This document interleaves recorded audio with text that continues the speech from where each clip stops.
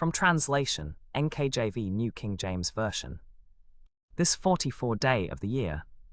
Today we are reading passages Numbers 5 to 6. Numbers chapter 5, verses 1 to 31. Then the Lord spoke to Moses, saying, Command the children of Israel that they put out of the camp every leper, and everyone who has a discharge, and whoever becomes defiled by a corpse. You shall put out both male and female.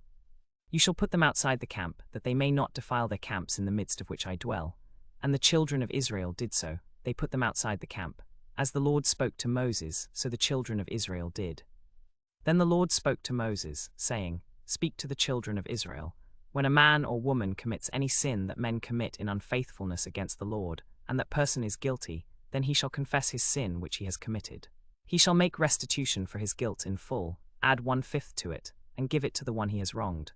But if the man has no relative to whom restitution may be made for the wrong, the restitution for wrong must go to the Lord for the priest.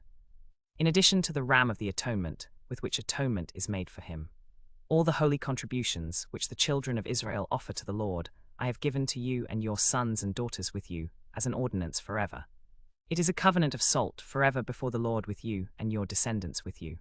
And all the holy offerings which the children of Israel offer to the Lord I have given to you, and to your sons and daughters with you, as a perpetual portion. It is an everlasting covenant before the Lord. Then the Lord spoke to Moses, saying, Speak to the children of Israel and say to them, If a man's wife goes astray and violates her loyalty to her husband, and a man lies with her carnally, and it is hidden from the eyes of her husband, and she is defiled secretly, and there is no witness against her, nor she was caught in the act, and if the spirit of jealousy comes upon him, and he is jealous of his wife who has defiled herself, or if the spirit of jealousy comes upon him, and he is jealous of his wife, though she has not defiled herself, then the man shall bring his wife to the priest. He shall bring an offering of 1/10 of an ephah of barley meal. He shall pour no oil on it, nor put frankincense on it, because it is a grain offering of jealousy, an offering of remembrance, bringing iniquity to remembrance. Then the priest shall bring her near and set her before the Lord. The priest shall take holy water in an earthen vessel, and take some of the dust that is on the floor of the tabernacle, and put it into the water. The priest shall stand the woman before the Lord, uncover the woman's head, and put the offering of memorial in her hands, which is the grain offering of jealousy. And the priest shall have in his hand the bitter water that brings a curse. Then the priest shall put her under oath, and say to the woman, If no man has lain with you, and if you have not gone astray into uncleanness, while under your husband's authority, be free from this bitter water that brings a curse. But if you have gone astray, while under your husband's authority, and if you have defiled yourself, and some man other than your husband has lain with you, then the priest shall put the woman under the oath of the curse, and say to the woman, The Lord make you a curse and an oath among your people, when the Lord makes your thigh rot and your belly swell. And this water that causes the curse shall go into your bowels, to make your belly swell and your thigh rot. Then the woman shall say, Amen, so be it. Then the priest shall write these curses in a book, and he shall scrape them off into the bitter water. And he shall make the woman drink the bitter water that brings a curse, so that the bitter water that brings a curse may enter her bowels.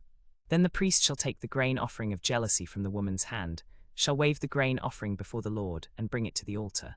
The priest shall take a handful of it as a memorial offering, burn it on the altar, and afterward make the woman drink the water. When he has made her drink the water, then it shall be, if she has defiled herself and has broken faith with her husband, that the water that brings a curse will enter her and become bitter, and her belly will swell and her thigh will rot. And the woman will become a curse among her people.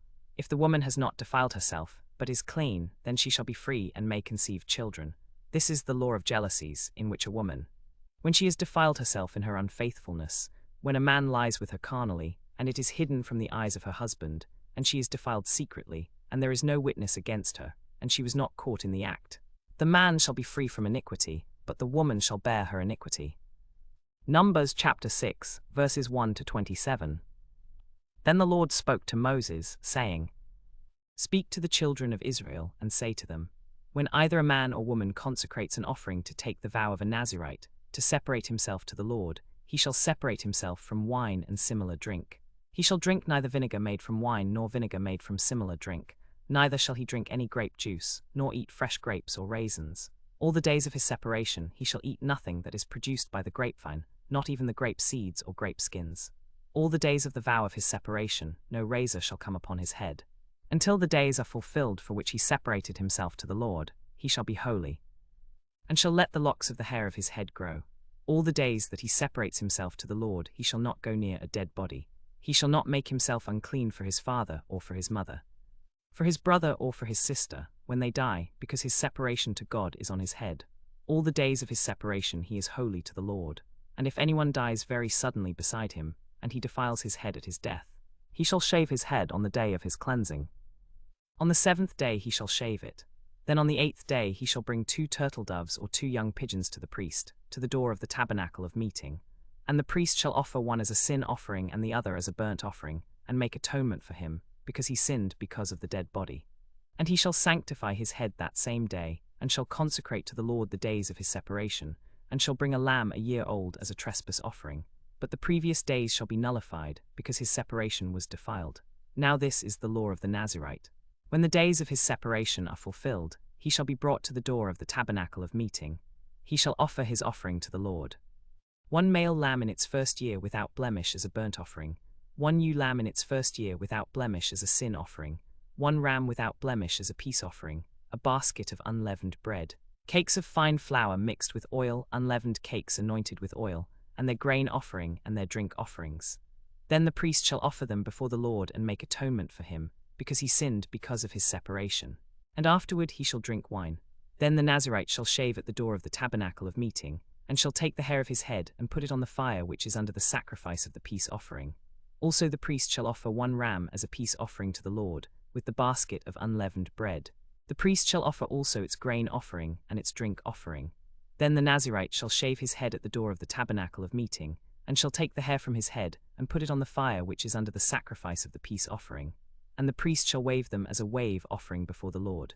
They are holy for the priest, together with the breast of the wave offering and the thigh of the heave offering. After that the Nazarite may drink wine. This is the law of the Nazarite who vows to the Lord the offering for his separation, and besides that, whatever else he can afford, according to his vow which he takes, so he must do to fulfill his vow. And the Lord spoke to Moses, saying, Speak to Aaron and his sons, saying, This is how you shall bless the children of Israel. Say to them, The Lord bless you and keep you. The Lord make his face shine upon you and be gracious to you. The Lord lift up his countenance upon you and give you peace. So they shall put my name on the children of Israel, and I will bless them.